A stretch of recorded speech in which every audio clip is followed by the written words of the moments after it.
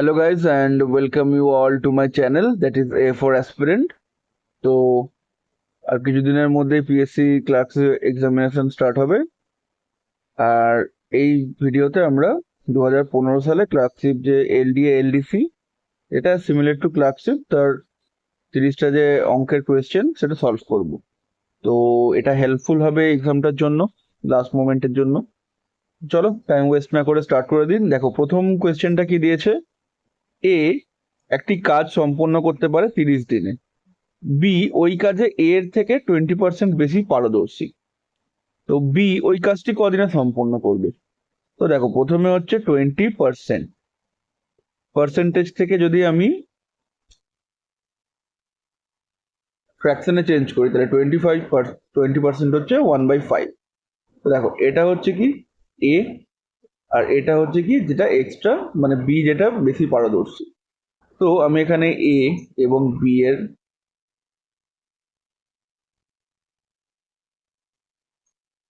যদি আমি লিখি, এখানে প্রথমে লিখছি দক্ষতা বা এফিসিয়েন্সি এবং এখানে চার্ট করছি সময়।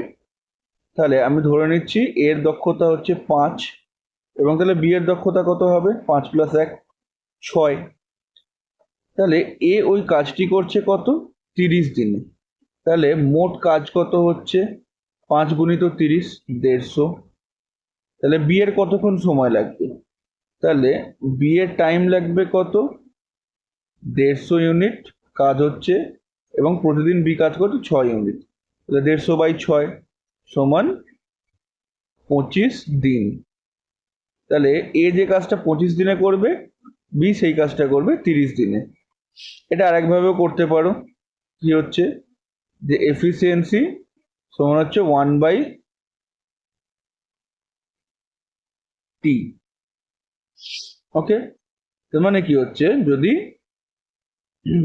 এফিসিয়েন্সি রেশিও হয় 5:6, তাহলে টাইমের রেশিও হবে 6:5। তাহলে এ কতদিন সময় নিচ্ছে 6 ইউনিট, কত হচ্ছে 30 দিন। তাহলে বি সময় নেবে 5, তাহলে কত হচ্ছে 30/6 গুণিত 5। 6 × 5 = 30 আর 5 × 5 হচ্ছে কত 25 দিন। ওকে, তোমরা যে কোনো একভাবে করতে পারো এটা। তো 1 নম্বর প্রশ্নের উত্তর হচ্ছে অপশন সি। তো চলো দেখি নেক্সট অঙ্কটা কি দিয়েছে। দেখো বলেছে একটি পাত্রের 1/4 অংশ জলপূর্ণ থাকলে খালি থাকবে ওই পাত্রের কত অংশ। আমরা জানি যে টোটাল যদি একটা ভ্যালু নিই সেটাকে আমরা ধরি হচ্ছে 1 অংশ বা 1 ইউনিট হিসেবে। ওকে, এখানে বলেছে 1/4 অংশ জলপূর্ণ, তাহলে খালি কত রয়েছে 1 - 1/4। তাহলে কত হবে এটা 3/4। এই প্রশ্নটার উত্তর দেখো অপশন এ, 2 নম্বর প্রশ্নের উত্তর। খুবই সোজা অঙ্ক এটা, একদমই কিছু করার নেই। তো চলো দেখি 3 নম্বর অঙ্কটা কি দিয়েছে। তো দেখো 3 নম্বর অঙ্কটা কি দিয়েছে বলছে এখানে যে 4 জনের বয়সের অনুপাত দিয়ে দিয়েছে এবং তাদের বয়সের গড় 40 বছর হলে কনিষ্ঠ জনের বয়স কত সেটা বার করতে হবে। তাহলে এখানে বয়সের গড় কত দিয়েছে 4 জনের 40। তাহলে এদের বয়সের মোট কত হবে, টোটাল হচ্ছে 40 × 4 160। এবার দেখো তাহলে 160 কি এই যে 4টে অনুপাত তাদের যোগফল, তাহলে 1 + 2 3, 3 + 3 4, 6 আর 4, তাহলে টোটাল হচ্ছে 10 ইউনিট। 10 ইউনিট সমান কত হচ্ছে 160, এই 4 জনের যোগফল। 1 ইউনিট হচ্ছে কত 160 / 10, তাহলে হচ্ছে 16 বছর। এখানে কনিষ্ঠ জনের চেয়েছে, তা কনিষ্ঠ জনের অনুপাত হচ্ছে 1 ইউনিট, তাহলে 1 ইউনিট সমান কত হচ্ছে এখানে 16 বছর। তাহলে যে সবচেয়ে ছোট তার বয়স হবে অপশন এ 16 বছর। যদি বলতে যে সবচেয়ে বড় তার বয়স হচ্ছে 4 × 16 64 বছর, এরকম থাকে। তো চলো দেখি 4 নম্বর অঙ্কটা কি দিয়েছে। বলছে এখানে দিয়েছে দুটি সংখ্যার অনুপাত 4:5, তাদের লসাগু 60 হলে সংখ্যা দুটির সমষ্টি কত। আমি ধরে নিচ্ছি 4x আর 5x হচ্ছে সংখ্যা দুটি। তাহলে এলসিএম কত, এখান থেকে x কমন আর এখানে 4 ইন্টু 5, 5 4 20, আর এটা 20x। তাহলে 20x এর মান কত হচ্ছে 60। এখান থেকে পেয়ে গেলাম x, x সমান কত হবে 60/20 ইকুয়াল টু 3। তাহলে সংখ্যা দুটির সমষ্টি কত হবে দেখো, 5x plus 4x equal to 9x। তাহলে 9 ইন্টু x এর মান কত 3, 3 9 হচ্ছে 27। অপশন এ, প্রত্যেকটারই অপশন এ বেরোচ্ছে। ঠিক আছে, চলো দেখি পরের অঙ্কটা কি দিয়েছে। আশা করি বুঝতে পেরেছো, যদি কোনো প্রবলেম থাকে কমেন্টে জানাবে। ওকে, চলো পরের অঙ্কটা দেখি। দেখো এখানে কি বলেছে, একটি 900 বর্গমিটার ক্ষেত্রফল বিশিষ্ট বর্গাকার উদ্যানকে রেলিং দিয়ে ঘিরতে হবে। রেলিং এর দৈর্ঘ্য কত হবে? কি বলেছে, একটা বর্গাকার উদ্যান, তার এরিয়া বলে দিয়েছে 900 বর্গমিটার বা মিটার স্কোয়ার। তাহলে লেন্থ অফ সাইড কত হবে, রুট ওভার 900, তা 900 এর বর্গমূল হচ্ছে 30। ওকে, এটা কি হচ্ছে যে একটা বাহুর দৈর্ঘ্য পেয়ে গেলাম। আমাকে বলেছে রেলিং দিয়ে ঘিরতে হবে, রেলিং দিয়ে ঘিরা মানে কি চারধার ঘিরতে হবে, তার মানে কি পরিসীমা বা পেরিমিটার বার করতে হবে। তাহলে পেরিমিটার ইকুয়াল টু কত, জানি বর্গক্ষেত্রের পেরিমিটারের ফর্মুলা হয় 4s, মানে 4 ইন্টু 30, 120 মিটার। তাহলে এই বাগানটিকে রেলিং দিয়ে ঘিরতে হলে তোমার লাগবে হচ্ছে 120 মিটার মোট রেলিং দিয়ে ঘিরতে হবে। Option B. ওকে, সোজা অঙ্ক এটা বেশ। চলো দেখি পরবর্তী অঙ্কটা কি দিয়েছে, কোয়েশ্চেন নাম্বার 6। আচ্ছা, এখানে দিয়েছে যে এই সংখ্যাটা বিভাজ্য হবে এই চারটের মধ্যে কি দিয়ে। তাহলে আমাকে ডিভিসিবিলিটি রুল যেগুলো আছে সেগুলো ফলো করতে হবে। তো প্রথমে দেখো 3-এর ডিভিসিবিলিটি রুল কি। 3-এর ডিভিসিবিলিটি রুল হচ্ছে প্রত্যেকটা সংখ্যাকে, যে অঙ্কগুলো রয়েছে প্রত্যেকটা অঙ্ককে যোগ করতে হবে। সেটা যদি 3 দিয়ে ভাগ হয় তাহলে সংখ্যাটাও 3 দিয়ে ভাগ হয়ে যাবে। তাহলে 8 6 প্লাস 0 দরকার নেই, 0-এর মান 0ই হবে। এখানে কত হচ্ছে 3 প্লাস 8, কত হয় 7 প্লাস 3 10, 18 24 27 35। এটা 3 দিয়ে ভাগ যাবে না। 3 দিয়ে যদি ভাগ না যায় তাহলে 9 দিয়েও যাবে না, কারণ 9 হচ্ছে 3-এরই একটা মাল্টিপল বা গুণিতক। এবার 4 দিয়ে দেখি, 4-এর ডিভিসিবিলিটি রুল কি, শেষ দুটো অঙ্ক দেখতে হবে, সেই অঙ্ক সেটা যদি 4 দিয়ে ভাগ যায় তাহলে সংখ্যাটিও 4 দিয়ে ভাগ যাবে, কিন্তু এক্ষেত্রে ভাগ যাচ্ছে না, তাহলে এই সংখ্যাটি 4 দিয়ে ভাগ যাবে না। তাহলে পড়ে থাকবে 11, অপশন ওটাই হবে। তাও চেক করে নিচ্ছি। 11 ডিভিসিবিলিটি রুল কি বলছে, যে 7 3, আচ্ছা নাম্বারটা লিখে নিই আগে। আমাদের অল্টারনেট নাম্বার নিতে হবে এবং তাদের অ্যাডিশন করতে হবে। তাহলে প্রথমে কত হচ্ছে 15 এবং 23, এবং যে দুটো যোগফল বেরোবে তাদের মধ্যে আমাকে বিয়োগফল বার করতে হবে। এখানে 3 আর 6 9, আর 3 হচ্ছে 12, তাহলে এটা 11 বেরোচ্ছে। এবার এই যে বিয়োগফলটা, এটাকে হয় 11 হতে হবে নয়তো 0 হতে হবে। যদি এই দুটোর মধ্যে একটা উত্তর আসে তাহলে ধরে নেব বা আমরা বলতে পারি যে সেটা ওই সংখ্যাটি 11 দিয়ে ভাগ। তাহলে এখানে এটা বেরোলো, তাহলে বলতে পারি যে এই সংখ্যাটি 11 দিয়ে ভাগ যাবে। তাহলে অপশন ডি এই প্রশ্নটার উত্তর। ওকে, তো চলো দেখি কোয়েশ্চেন নাম্বার 7 কি বলছে। ঠিক আছে, কোয়েশ্চেন নাম্বার 7 বলছে যে 10টি বস্তুর ক্রয় মূল্য, মানে 10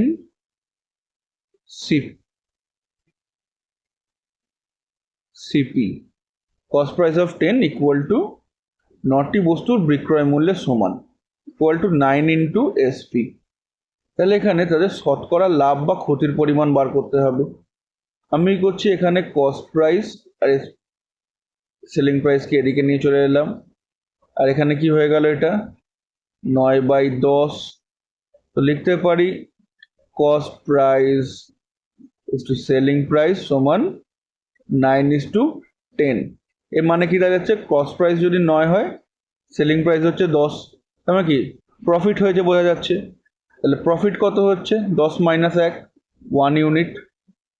পার্সেন্টেজ প্রফিট কত, 1 বাই কতর ওপর হয়েছে, কস্ট প্রাইসের ওপর আমরা প্রফিট বার করি, মানে ক্রয় মূল্যের ওপর আমরা লাভ বা ক্ষতি বার করি নর্মালি, যদি না বলে দেয় যে বিক্রয় মূল্যের ওপর বার করতে হবে। তাহলে 1/9 শতকরা বার করতে হবে, সেই জন্য 100। তাহলে 1/9কে যদি আমি শতকরা চেঞ্জ করি তাহলে সেটা হয়ে যাবে 11, 1/9%। ওকে, তো অপশন ডি এই প্রশ্নটার উত্তর। আশা করি বুঝতে পেরেছো। সরাসরি অঙ্ক থাকে নর্মালি ক্লার্কশিপে, দু একটা শর্ত দিয়ে দেয়। তো যদি কোথাও সেখানে অসুবিধা হয়ে থাকে, এত দূর অবধি যে কটা কোয়েশ্চেন করিয়েছি সেটা কমেন্টে বলবে, আমি চেষ্টা করবো আরেকবার সলভ করে দেওয়ার অন্য কোনো ভিডিওতে। চলো দেখি পরের অঙ্কটা কি দিয়েছে। তো দেখো 8 নম্বর কি বলছে, যে একটি পাত্রে দুধ ও জলের পরিমাণ সমান, তাই ওই পাত্রে যত অংশে দুধ আছে তা হলো। তাহলে একটা পাত্র রয়েছে, এখানে দুধ এবং জলের পরিমাণ কি বলছে, সমান 1:1। তাহলে এখানে দুধের পরিমাণ কত হবে, দেখো 1 ইউনিট রয়েছে এবং টোটাল হচ্ছে 1 + 1 2, মানে হাফ সমান সমান হলে একই জিনিস যদি সমান সমান মিক্স করা হয় তাহলে দুটো যে জিনিস যেগুলোকে মিক্স করা তাদের পরিমাণ সবসময় অর্ধেকই হবে। তাহলে অপশন এ 1/2 হচ্ছে এই প্রশ্নের উত্তর। বেসিক কোয়েশ্চেন এটা। চলো দেখি কোয়েশ্চেন নাম্বার 9। কোয়েশ্চেন নাম্বার 9 কি একটা দেখছে রিজনিং এর অঙ্ক, বলছে যে বাদ পড়া সংখ্যাটি সংযুক্ত করো। তাহলে আমি আগে এখানে সংখ্যাগুলো লিখছি, 9, 12, 11, 14, 13, এখানে গ্যাপ আর এখানে 15। ঠিক আছে, তো দেখো আমি যদি দেখি এখানে প্রত্যেকটা অল্টারনেট নাম্বার 2 করে বাড়ছে। এখানে 9, এখানে 13, 9 তারপর 11 হলো, তারপর 13, তারপর 15। আবার যদি তার পরের গুলো দেখি, দেখো এখানেও 12 থেকে 14 গেল, 2 বাড়ছে, কত করছে +2, এরকম করে বেড়ে যাচ্ছে। এখানেও +2 করে বাড়ছে, তাহলে এখানে কত 14-র পর +2ই হবে। তাহলে 14 + 2 কত হচ্ছে 16। অপশন এ এই প্রশ্নটার উত্তর। ওকে, তো নেক্সট কোয়েশ্চেন হচ্ছে কোয়েশ্চেন নাম্বার 10। চলো দেখি কি দিয়েছে। 10-এর প্রশ্নটা একটু ভালো বেশ দিয়েছে, বলছে 8 জন শিশু 12 দিনে যে কাজটা করতে পারে তা 6 জন প্রাপ্তবয়স্ক 8 দিনে করতে পারে। এবার বলছে যদি 12 জন প্রাপ্তবয়স্ক মানুষ একটি কাজ করা শুরু করার 2 দিন পরে 8 জন কাজ ছেড়ে চলে গেল এবং তার পরিবর্তে 16 জন শিশু কাজে যোগ দিল, তবে বাকি কাজ করতে কতদিন সময় লাগবে। তো দেখো এখানে প্রথমে কি বলছে, যে 8 জন চাইল্ড শিশু হচ্ছে, তারা 12 দিনে একটা কাজ করতে পারে। একই কাজ 6 জন অ্যাডাল্ট বা প্রাপ্তবয়স্ক মানুষ 8 দিনে করতে পারে। তাহলে এখান থেকে আমরা শিশু এবং তাহলে এখানে দেখো 1 আর 2, তাহলে এখান থেকে আমরা চাইল্ড এবং অ্যাডাল্ট এদের যে এফিসিয়েন্সি বা দক্ষতা রেশিও পেয়ে গেলাম C/A1। তাহলে সি যদি দিনে 1 ইউনিট কাজ করতে পারে, একজন প্রাপ্তবয়স্ক মানুষ দিনে 2 ইউনিট কাজ করতে পারবে। এবার তাহলে টোটাল ওয়ার্ক কত, টোটাল ওয়ার্ক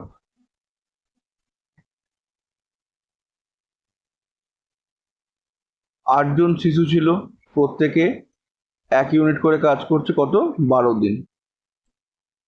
তাহলে মোট কাজ হচ্ছে 96 ইউনিট। ওকে, এবার এখানে বলছে যে 12 জন প্রাপ্তবয়স্ক মানুষ কাজটা করা শুরু করার 2 দিন পরে 8 জন কাজ ছেড়ে চলে গেল। এবার 12 জন কাজ করা শুরু করেছে, এক একজনের দিনে কদিন কাজ করতে পারবে, আচ্ছা এটা এখানে আগে করে নিচ্ছি, 2 ইউনিট করে। এবং কদিন কাজ করলো, প্রথমে 2 দিন কাজ করলো, তাহলে মোট কাজের পরিমাণ কত করেছে? 48 ইউনিট।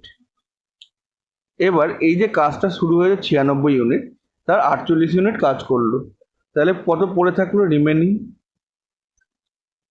96 মাইনাস 48, তাহলে 48 ইউনিট কাজ পড়ে রইল।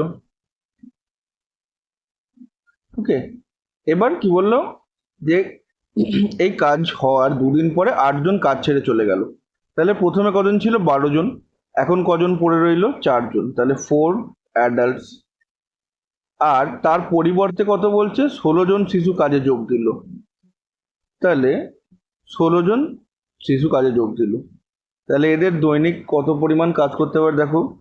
4 ইন্টু 2, প্রাপ্তবয়স্কদের দক্ষতা হচ্ছে 2 প্লাস 16 ইন্টু 1, বাচ্চাদের দেখলাম আমরা যে কত বেরিয়েছে দক্ষতা? 1, তাহলে 4 ইন্টু 2 8 প্লাস 16 ইকুয়াল টু 24, তাহলে এই 4 জন প্রাপ্তবয়স্ক এবং 16 জন শিশু একদিনে 24 ইউনিট কাজ করতে পারে, তাহলে পড়ে রয়েছে 48 ইউনিট। তাহলে বাকি কাজ করতে আর কদিন সময় লাগবে? টাইম লাগবে হচ্ছে total work plus daily work, 48/24, 2 দিন লাগবে সময়, 2 days।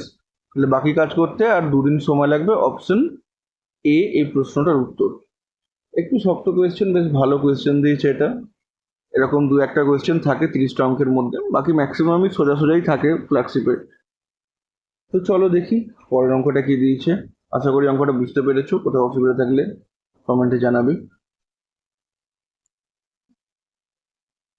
11 নম্বর অঙ্কটা বলছে 856 এবং 917কে যে বৃহত্তম সংখ্যা দিয়ে ভাগ করলে যথাক্রমে 8 এবং 5 অবশিষ্ট থাকবে তা হলো।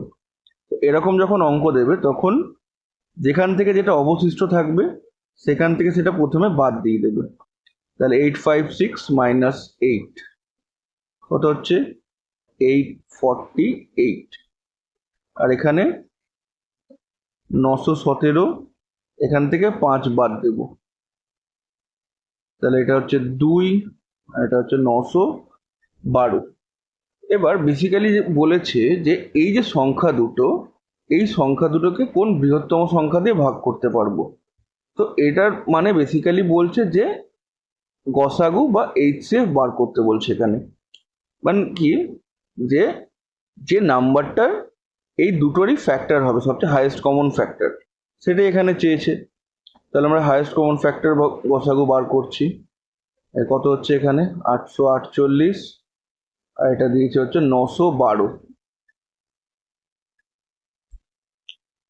দুটো সংখ্যাকে আমরা 8 দিয়ে ভাগ করতে পারবো, তাহলে এখানে 106, আর এটা হয়ে গেল 11 4 114।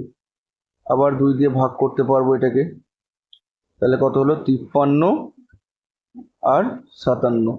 দেখো আর কোনো কমন যাচ্ছে না, তাহলে আমি এখান থেকে লিখতে পারি কত? এইচসিএফ বা গসাগু 8 ইন্টু 2, 16। তাহলে সব থেকে বড় 16 দিয়ে আমরা এই দুটো সংখ্যাকেই ভাগ করতে পারবো। ওকে, তো এটা হচ্ছে 11 নম্বর প্রশ্নের উত্তর, অপশন ডি। তো চলো দেখি পরবর্তী অঙ্কটা কি দিয়েছে, দেখি। দেখো এখানে কি বলেছে? 275 টাকা রাম ও শ্যামের মধ্যে এমন ভাগে ভাগ করে দেওয়া হলো যেন রাম শ্যামের প্রাপ্য অংশে 3/4 অংশ সমান বেশি পায়। তাহলে রামের প্রাপ্য কত হবে? কি বলেছে? 3/4 অংশ বেশি। কি বলেছে? রাম শ্যামের থেকে 3/4 অংশ বেশি পাবে। তাহলে এটা কি হচ্ছে? শ্যামের টাকা পরিমাণ, আর এটা হচ্ছে যেটা বেশি মোট। তাহলে রামের কত হবে পরিমাণ টাকার? 4 প্লাস 3, 7 ইউনিট। ওকে, তাহলে এখানে বলেছে রামের প্রাপ্য কত হবে, তাহলে এখানে টোটাল কত হচ্ছে? টোটাল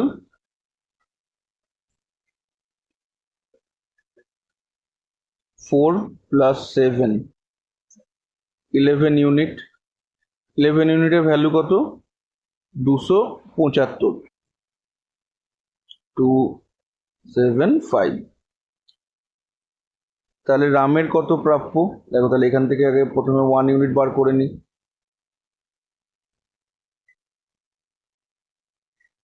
275/11, তাহলে এখানে 2 থাকলো 5, 5 5 55, 25। তাহলে রামের প্রাপ্য কত হচ্ছে? 7 × 25 রুপিস। তাহলে রুপিস 5 7 35, 7 3 14, 175। 175 টাকা, অপশন বি হচ্ছে রামের প্রাপ্য এখানে। ওকে, তো 12 নম্বর কোয়েশ্চেনটা সলভ হলো। চলো দেখি 13 নম্বর অঙ্কটা কি দিয়েছে। আর কি বলেছে? বার্ষিক 4% সরল সুদের হারে 4 বছর ও 6 বছরের সুদের পার্থক্য যদি 216 টাকা হয়, তাহলে মূলধন কত হবে? তো দেখো, সরল সুদের হারে কি হয়, 4 বছর বা 6 বছর যেটাই হোক না কেন, প্রত্যেক বছরই ইকুয়াল অ্যামাউন্টেই সুদের পরিমাণ বাড়ে। তাহলে আমি ধরি যদি মূলধন এক্স হয়, তাহলে একই অনুপাতে বা একই রেটে 4.5 রেটে 2 বছরে সুদ কত পাবে? 216 টাকা। ওকে, আর PRT/100, তাহলে এখানে 100টা এদিকে চলে গেল, ইন্টু 2, সরি 100। তাহলে এখানে এক্স সমান কত হচ্ছে? 216 ইন্টু 100, এটা 4.5 ইন্টু 2 হচ্ছে 9, 9 কাটলে হচ্ছে 2, আর এখানে আছে 3, 36, 4 গুণিত 100। তাহলে এখানে মূলধনের পরিমাণ হচ্ছে 2400 টাকা। অপশন এ এই প্রশ্নটার উত্তর। ঠিক আছে, চলো দেখি কোয়েশ্চেন নাম্বার 14 কি দিয়েছে। বলছে যে একটি আয়তক্ষেত্রের দৈর্ঘ্য প্রস্থের 3 গুণ এবং উহার পরিসীমা 96 মিটার। তা আয়তক্ষেত্রটির ক্ষেত্রফল কত হবে? তো এখানে দেখো দিয়েছে কি, একটা আয়তক্ষেত্র। ওকে, এখানে একটা আয়তক্ষেত্র দিয়েছে। এখানে কি বলছে? দৈর্ঘ্য প্রস্থের 3 গুণ। তাহলে প্রস্থ যদি এক্স হয়, তাহলে দৈর্ঘ্যের মান হচ্ছে 3x। ওকে, এবং তাদের পরিসীমা বলছে 96 মিটার। আমরা জানি যে আয়তক্ষেত্রের পরিসীমা হচ্ছে 2 ইন্টু দৈর্ঘ্য প্লাস প্রস্থ। এর মান হচ্ছে কত? 96 মিটার। তাহলে 3 আর x হচ্ছে 4x, 4 দুগুণে 8x। তাহলে 8x ইকুয়াল টু 96। এখান থেকে x সমান কত পেয়ে যাব আমি? 12। তাহলে দৈর্ঘ্যের মান কত হবে? 3x। এটা হচ্ছে লেন্থ। তাহলে 3 ইন্টু 12, 36 মিটার। এবং প্রস্থ হয়ে যাচ্ছে কত? x, 12 metre. কি চেয়েছে আমাদের অঙ্কে? যে আয়তক্ষেত্রের ক্ষেত্রফল কত হবে বর্গমিটার এককে। তাহলে এরিয়া কত? Length is to width, length into width. তাহলে 36 ইন্টু 12, কত হবে? 360 এবং 72, 40, 432 মিটার স্কোয়ার বা বর্গমিটার। তাহলে এই আয়তক্ষেত্রটির ক্ষেত্রফল হবে 432 মিটার স্কোয়ার। অপশন ডি হচ্ছে এই প্রশ্নটার উত্তর। ওকে, তো চলো দেখি পরবর্তী অঙ্কটা কি দিয়েছে। দেখো, এইটা দিয়েছে, এর মান বার করতে হবে। তো প্রথমে আমরা দেখো একটা সূচকের এই সূত্রটা আমরা জানি যে a⁴m ইন্টু a⁴n। এটার ভ্যালু হয় কত? a⁴m plus n। আমরা এখানে সেটাই করছি। দেখো, এখানে 256 দুটোতেই সেম রয়েছে। তাহলে আমি করছি, এখানে লিখছি 256 টু দি পাওয়ার কত? 0.16 প্লাস 0.09। এখান থেকে কত পাচ্ছি? 256 টু দি পাওয়ার দেখো 0.0 যোগ করলে 25। ওকে, আচ্ছা এটাকে আমরা লিখতে পারি, দেখো 2⁸ এইভাবে আমরা লিখতে পারি 256কে। আর 0.25কে আমরা লিখতে পারি 1/4, এভাবে লিখতে পারি। এবার আর একটা সূচকের ফর্মুলা কি আছে, যেখানে বলছে a⁴m ইকুয়াল টু কত, a⁴m ইন্টু n। এখানেও সেম জিনিসটা করছি, তাহলে এটা কত হচ্ছে 2⁸ ইন্টু 1/4। তাহলে এখানে 4 আর 2 কেটে গেল, তাহলে কত পড়ে থাকছে 2 স্কোয়ার, আর 2 স্কোয়ার কত হচ্ছে 4। তাহলে এই অঙ্কটার উত্তর হচ্ছে অপশন এ 4। ওকে, চলো দেখি কোয়েশ্চেন নাম্বার 16 কি দিয়েছে। বলছে 120 সংখ্যাটি 90-এর কত শতাংশ, এটা বার করতে হবে। তাহলে এরকম অঙ্কের জন্য কত হবে, যেটা শতাংশ বার করতে হবে ওপরে, যার উপর বার করতে হবে সেটা নিচে, শতাংশ বার করার জন্য 100 দিয়ে গুণ করতে হবে। তাহলে x কেটে গেল, এটাকে কত দিয়ে বার করবো 4, আর এটা হচ্ছে 3। তাহলে এটা 4/400/3%। এটাকে দেখো নেই, তাহলে আমাকে বার করতে হবে। এটাকে লিখতে পারি 133 আর 1/3%, অপশন সি। একদম ডাইরেক্ট কোয়েশ্চেন, এটা কিছু সেরকম বোঝার নেই। তো চলো দেখি পরবর্তী অঙ্কটা কি দিয়েছে। কি বলছে যে বি একটি কাজ এর থেকে দ্বিগুণ দ্রুততায় সম্পূর্ণ করে। তাহলে এ যদি একটা কাজ 36 দিনে সম্পূর্ণ করে, তাহলে এ ও বি একত্রে ওই কাজটি কদিনে সম্পূর্ণ করবে। তাহলে আমি এখানে লিখছি এ, আর এটা বি, তাদের এফিসিয়েন্সি বা দক্ষতা আর সময় লিখলাম। প্রথমে কি বলেছে, এ একটি কাজ এর থেকে দ্বিগুণ তুলনায় সম্পন্ন করে, তাহলে এ যদি দিনে 1 ইউনিট কাজ করতে পারে, বি করবে 2 ইউনিট। এবার এ কাজটি করতে সময় নিচ্ছে 36 দিন, তাহলে টোটাল কত কাজ হচ্ছে 36 ইন্টু 1, 36 ইউনিট বা 36 অংশ। এবার এ আর বি মিলে ওই কাজটি কদিনে করতে পারবে, তাহলে এ প্লাস বি একদিনে কত কাজ করবে 1 + 2, 3 ইউনিট।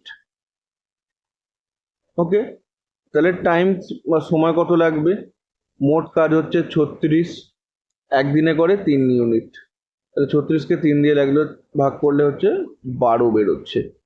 তাহলে 12 দিন লাগবে এ ও বি একত্রে ওই কাজটি সম্পূর্ণ করতে, অপশন সি কোয়েশ্চেন নাম্বার 17 এর উত্তর। ওকে, চলো দেখি নেক্সট অঙ্কটা, কোয়েশ্চেন নাম্বার 18। কোয়েশ্চেন নাম্বার 18ও একটি রিজনিং এর অঙ্ক। এখানে বলেছে এটার মধ্যে কোনটা সংখ্যাটা ভুল সেটা আমাকে বার করতে হবে। তো দেখো, আমি যদি এখানে দুটো সংখ্যার মধ্যে ডিফারেন্স নিই, তাহলে 56 থেকে 72-এর কত রয়েছে 16, 72 থেকে 90 এদের মধ্যে ডিফারেন্স 18, 90 থেকে 110 20। দেখো প্রত্যেকটাই কি হচ্ছে, প্রত্যেকটার মধ্যে যে গ্যাপটা সেটা 2 2 করে বাড়ছে। এখানেও দেখো কত হচ্ছে 22, আবার 2 দিয়ে বাড়লো। তাহলে কি হচ্ছে, এই যে সিরিজটা, এই সিরিজটা এইভাবেই এগোবে, আমরা বুঝতে পেরেছি সিরিজের প্যাটার্নটা এইটা। কিন্তু এখানে দেখো 132 থেকে 150 গেলে যোগ হচ্ছে কত 18, কিন্তু হওয়ার কি উচিত, হওয়া উচিত এখানে +2 যোগ করলে 22 দুগুণে 24 গ্যাপ হওয়া উচিত। তাহলে অ্যাকচুয়ালি অ্যান্সারটা হওয়া উচিত 132 + 24, 156, কিন্তু এখানে দিয়েছে কত 150। তাহলে এই নাম্বারটা এই সিরিজে ভুল, তাহলে অপশন ডি হচ্ছে এই প্রশ্নটার উত্তর। ভুল নাম্বারটা হচ্ছে 150। ওকে, তো চলো দেখি কোয়েশ্চেন নাম্বার 19 কি দিয়েছে। বলছে একটি সংখ্যাকে উহার x% কমালে সংখ্যাটির মান হয় y, প্রদত্ত সংখ্যাটি কত হবে। আমি ধরে নিচ্ছি সংখ্যাটি হচ্ছে a, ঠিক আছে, তার কি হচ্ছে x% কমিয়েছে, তার লিখতে পারি 100 - x / 100। এই জিনিসটা করলে সংখ্যাটির মান দাঁড়ায় y। তাহলে অ্যাকচুয়ালি সংখ্যাটি কত হবে? তাহলে এখানে সংখ্যাটি হচ্ছে a ইকুয়াল টু, দেখো 100টা এদিকে ভাগে আছে, তাহলে গিয়ে গুণ হয়ে যাবে। তাহলে 100y, আর এখানে এটা 100 মাইনাস এক্স, এটা পেয়ে গেলাম, এটা নিচে চলে গেলে। তাহলে দেখো এখানে কোথায় মিলছে, দেখো option A, 100y divided by 100 minus x, এই প্রশ্নটার উত্তর। তো চলো দেখি পরবর্তী অঙ্কটা কি দিয়েছে। কোয়েশ্চেন নাম্বার 20 বলছে যে সমস্ত সংখ্যা জোড়ের গসাগু 16 এবং লসাগু 320, তাদের সংখ্যা কতগুলো? তো এখানে কি দিয়েছে, গসাগু HCF 16 এবং লসাগু LCM কত হচ্ছে 320। তো আমাকে যদি সংখ্যা দুটোর গুণফল কি হয়, দেখো একটু আগে আমি একটা অঙ্ক দেখালাম যেখানে যে গসাগুটা করে নেওয়ার পর যে 37 এবং 38 দুটো সংখ্যা পড়েছিল, যেহেতু দুটো সংখ্যাকে আর আমরা ভাগ করতে পারবো না।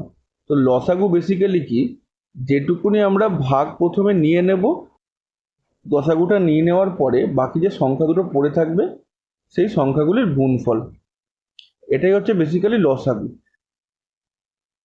ওকে, তো এখানেও আমি যদি সংখ্যা দুটির গুণফল বার করতে চাই, তাহলে এখানে কি করছি, লসাগুকে আমি গসাগু দিয়ে ভাগ করব। 320কে 16 দিয়ে ভাগ করলে পড়ে থাকছে 20। এবার আমাকে এই 20 সংখ্যাটা এমন দুটো সংখ্যাদ্বয়ের গুণফলের আনতে হবে যেটা হচ্ছে যেখান থেকে আমি আর কোনো কমন না পাবো, যে দুটো হচ্ছে হয় মৌলিক সংখ্যা হবে দুটোই, অথবা দুটোই পরস্পর মৌলিক সংখ্যা হবে। এইটুকুনি আমাকে সংখ্যা জোড় বার করতে হবে। ঠিক আছে, দেখো কি কি হয়, 1 গুণিত 20। আচ্ছা, এখান থেকে কিছু কি কমন আসবে? আসবে না, তাহলে এটা আমি নিতে পারি। ওকে, এবার এটা কি হচ্ছে 2 গুণিত 10। দেখো এখান থেকে 2 কমন চলে আসবে, তাহলে কি হচ্ছে গসাগুর পরিমাণ বেড়ে যাবে। গসাগুটা কি 16 থেকে আরো 2 গুণ হয়ে 32 হয়ে যাবে, তাহলে এই সংখ্যাটা নিতে পারবো না। এরপর পড়ে থাকছে 4 গুণিত 5, এটাকে নিতে পারবো। দেখো 4 আর 5 দুটো সংখ্যা পরপর রয়েছে, তাহলে আমি বলতে পারি এটা হচ্ছে পরস্পর মৌলিক সংখ্যা। ওকে, আর কিছু অপশন আছে 1:20, 2:10 আর 4:5? না, আর তো কোনো অপশন আছে না। তাহলে দেখো আমি দুটো সংখ্যা জোড়ে গুণফলে করতে পেরেছি। দেখো 1:20 আর 4:5, তাহলে কটা জোড় পেয়েছি? দুটো। তাহলে কোয়েশ্চেনে কি দিয়েছে, যে সমস্ত সংখ্যা জোড়ের গসাগু এত আর লসাগু এত, তাদের সংখ্যা কত? এটা হচ্ছে দু রকম সংখ্যা আমরা পেয়েছি। ঠিক আছে, তো আশা করি বুঝতে পেরেছো অঙ্কটা। তাহলে দেখি পরের অঙ্কটা কি দিয়েছে। যেখানে একদম ডাইরেক্ট কোয়েশ্চেন দিয়েছে, প্রথম 5টি মৌলিক সংখ্যার গড় কত? তো একদম প্রথম 5টি মৌলিক সংখ্যা কত, 2 প্লাস 3 প্লাস 5 প্লাস 7 প্লাস 11, এইটা হচ্ছে প্রথম 5টি মৌলিক সংখ্যা। এক যৌগিক সংখ্যাও নয়, মৌলিক সংখ্যাও নয়, কোনোটিই নয়। গড় বার করতে হলে 5 দিয়ে ভাগ করতে হবে। তাহলে এখানে কত হচ্ছে 10, 17, 28, এর যোগফল 28 বাই 5, এটা হচ্ছে 5.6।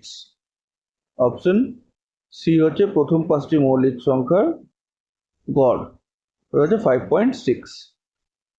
চলো দেখি কোয়েশ্চেন নাম্বার 22 কি দিয়েছে। তো দেখো এই প্রশ্নটাই কি বলেছে, যে 1 থেকে 100 পর্যন্ত সংখ্যাগুলি লিখলে শূন্য অঙ্কটি যতবার লেখা হবে সেটি হলো, মানে কি, যে 1 থেকে 100 অব্দি আমরা যে সংখ্যাগুলো লিখছি তাতে কোন কোন বা কতবার এই যে শূন্যটা আসছে সেটা আমরা বার করতে হবে।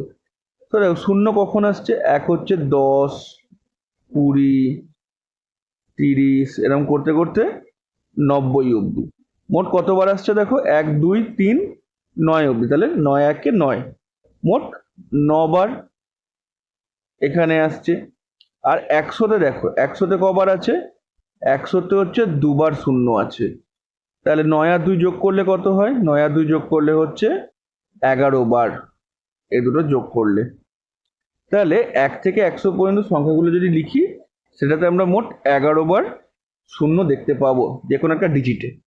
তো অপশন সি 11 হচ্ছে এই প্রশ্নটার উত্তর। ওকে, চলো দেখি পরবর্তী অঙ্কটা কি দিয়েছে। দেখো নেক্সট অঙ্ক কি বলছে, যে এই সংখ্যাকে 4টি সংখ্যার সমস্ত রূপে প্রকাশ করে পাই। ঠিক আছে, এখানে 4টে অপশন দিয়েছে, আমরা কি করব 1 বাই 1 যোগ করে দেখব। দেখো এখানে কত হচ্ছে, এটা যদি লিখি তাহলে 3 দশমিকের আগে আর কিছু নেই, তাহলে এখানে হচ্ছে 3 দশমিকের পর প্রথম ঘরটা দেখব 0 3 0 0, এখানে হচ্ছে 3 মিলছে, তারপর এটা 3 0 0 3, কত হয়ে গেল 6 হয়ে গেল, তাহলে এটা তো হবে না। দ্বিতীয়টা দেখি 3, ওকে, দশমিক কত, তিনটেই শূন্য, তিনটে শূন্য আছে নেই, 4টে 3 আছে, তাহলে এটাও হবে না। এখানে কত হচ্ছে 3 নিলাম এবং প্রথম সংখ্যাটা কত হয়েছে 3 0 3 6, তাহলে এটাও হবে না। আচ্ছা এর কোয়েশ্চেন না একটু ভুল হয়েছে, কারণ এটাই হবে। দেখো 3,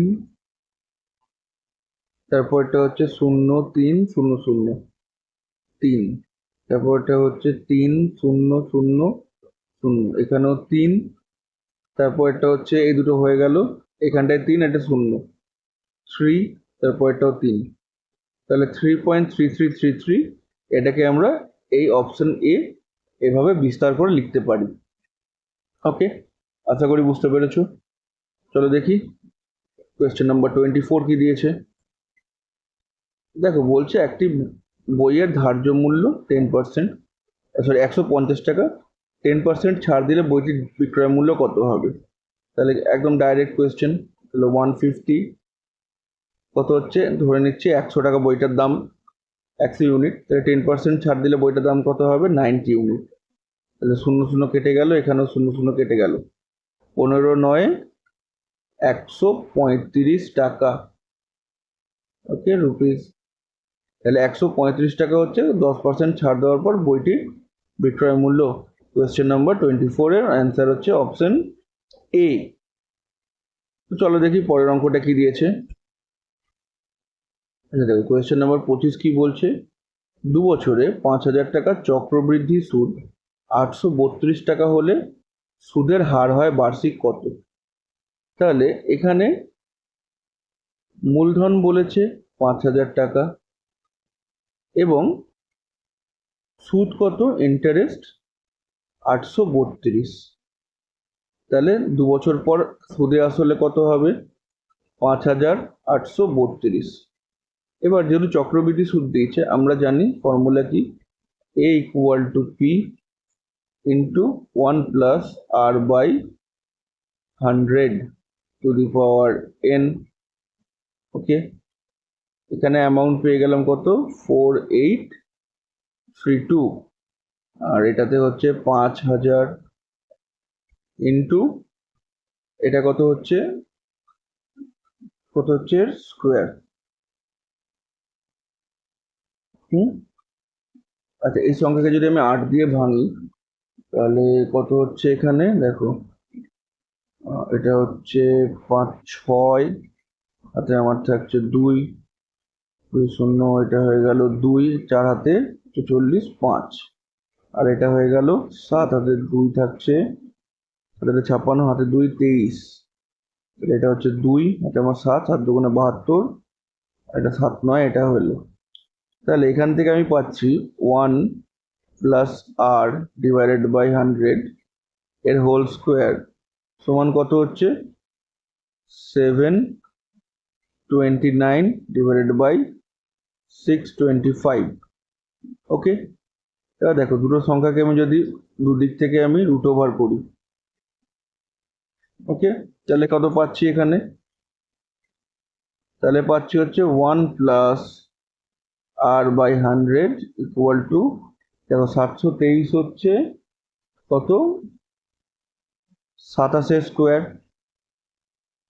আর এটা হচ্ছে 25 স্কোয়ার, তাহলে এখান থেকে কত পাচ্ছি আর বাই 100 ইকুয়াল টু 25 মাইনাস 1, তাহলে 25, আর এখানে কত 27 মাইনাস 25 সমান 2/25। তাহলে এখান থেকে কি পাচ্ছি, এখান থেকে পাবো আর সমান কত 2/25 ইন্টু 100, এটা হচ্ছে 4 আর 2 হচ্ছে 8%। তাহলে বার্ষিক সুদের হার হচ্ছে অপশন বি 8% এই প্রশ্নটার উত্তর। ওকে, তাহলে 25টা হয়ে গেছে, মানে 1/5 অফ 5/6 হয়ে গেছে, আর রইল 5টা অঙ্ক বাকি। তো চলো দেখি কোয়েশ্চেন নাম্বার 26 কি দিয়েছে। কি বলছে, একটি বই যদি 50 টাকায় কিনে 40 টাকায় বিক্রি করে, তাহলে শতকরা ক্ষতির পরিমাণ কত হবে? তাহলে এখানে লস কত, 50 মাইনাস 40 ইকুয়াল টু 10 টাকা। তাহলে শতকরা ক্ষতি পার্সেন্টেজ লস কত,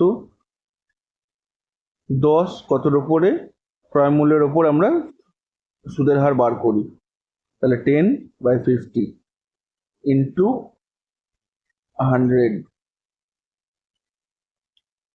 এটা কত হচ্ছে 50, আর এটা 100, দুগুণে 100, আর এখানে কত 10 দুগুণে 20%।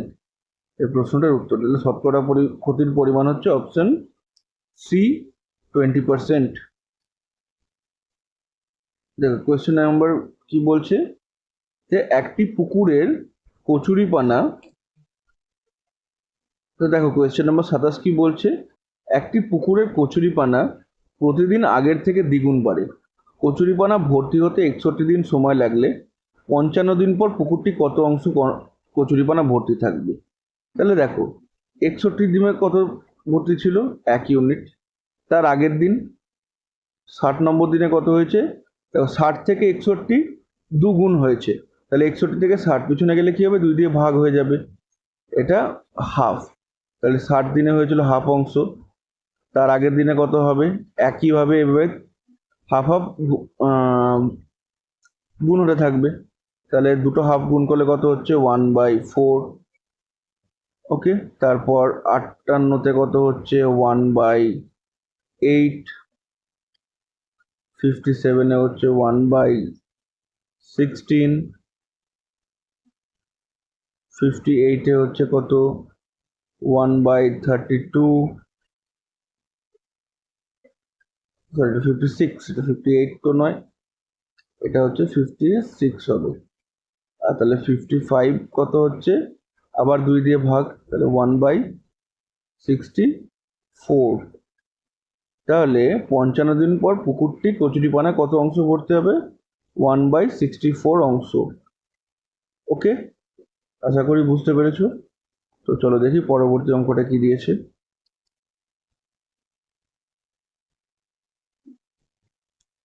তো কোয়েশ্চেন নাম্বার 28 কি বলছে, যে সরল সুদের হারে কোনো টাকা নিজের 5 গুণ হয় 20 বছরে, তা হলো, তাহলে আমি ধরছি সুদের মূলধন হচ্ছে এক্স এবং 5 গুণ যেহেতু হয়েছে, তাহলে এইটা যদি প্রিন্সিপাল হয় আর অ্যামাউন্ট হচ্ছে কত 5x, তাহলে এখানে বাকিটা কি হচ্ছে ইন্টারেস্ট, তাহলে ইন্টারেস্ট কত এখানে 4x, তাহলে এখানে লিখতে পারি 4x সরল সুদের হার বলেছে, আচ্ছা সরি এটা 4x হচ্ছে ইন্টারেস্টের মান, এখানে কত হচ্ছে x 5 গুণ হয় 20 বছরে, তাহলে সময় হচ্ছে 20 বছর, আর সরল সুদের হার বার করতে হবে 100 ইন্টু 100, এখানে কত এক্স এক্স কেটে গেল, আর এটা 20-কে কাটলে হচ্ছে কত 5, তাহলে আর সমান কত 5 ইন্টু 4 20%, অপশন ডি এই প্রশ্নটার উত্তর। কোয়েশ্চেন নাম্বার 28 হয়ে গেল, আর দুটো অঙ্ক বাকি রয়েছে এই সেটে। তো চলো দেখি পরের অঙ্কটা কি দিয়েছে। কি বলেছে, একটি 75 মিটার দৈর্ঘ্যের ট্রেন যদি 150 মিটার লম্বা একটি প্ল্যাটফর্ম 10 সেকেন্ডে অতিক্রম করে, তবে ট্রেনটির গতিবেগ কত? তাহলে ট্রেনটা মোট কত দৈর্ঘ্য পার করছে? ট্রেনটা তার নিজের যে দৈর্ঘ্য সেটাও পার করছে, আর প্ল্যাটফর্মের যে দৈর্ঘ্য সেটাকেও পার করছে একসাথে। ওকে, তাহলে মোট ডিস্টেন্স হচ্ছে এই দুটো, 75 প্লাস 150 কত হচ্ছে? 225 মিটার। ওকে, আর সময় কত লেগেছে? সময় লেগেছে 10 সেকেন্ড। তাহলে স্পিড কত হচ্ছে? 225/10। ওকে, এবার এটা কি রয়েছে? মিটার পার সেকেন্ডে। এটাকে যদি কিলোমিটার পার আওয়ারে চেঞ্জ করতে হয় তাহলে 5 বাই না, ধরো এটা হচ্ছে 5/8, না এটা হচ্ছে 18/5 গুণ করতে হবে। ওকে, তো দেখো এখানে কত কাট করছে? 2 দিয়ে বাড়লে ভাগ করলে হচ্ছে 5, আর এখানে 2 দিয়ে ভাগ করলে হচ্ছে এখানে 9। দেখো দুটো 5 রয়েছে, দুটো 5কে 125 কত হচ্ছে?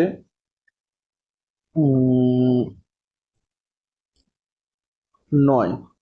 ওকে, তাহলে 9 কত? 81 কিলোমিটার প্রতি ঘন্টা। 81 কিলোমিটার প্রতি ঘন্টা হচ্ছে অপশন ডি এই ট্রেনটির গতিবেগ। ওকে, তো চলো দেখি এবার এই সেটের লাস্ট কোয়েশ্চেনটা। বলছে একটি দ্রব্যের মূল্য 20% হ্রাস পেল, পরে ওই হ্রাসপ্রাপ্ত মূল্য 20% বৃদ্ধি পেল, ইহাতে মোটের ওপর কত পরিবর্তন হবে? তো আমি ধরছি দ্রব্যটির মূল্য হচ্ছে 100 টাকা, পরবর্তীতে কি হচ্ছে? দ্রব্যের মূল্য 20% হ্রাস পেল, তাহলে 80/100। এবার এই যে মূল্যটা সেটা আবার পরবর্তীতে কি 20% বৃদ্ধি পেল, তাহলে এখানে কি লিখবো? 20% বৃদ্ধি পেয়েছে, তাহলে 120, আর এখানে ডিভাইডেড বাই 100।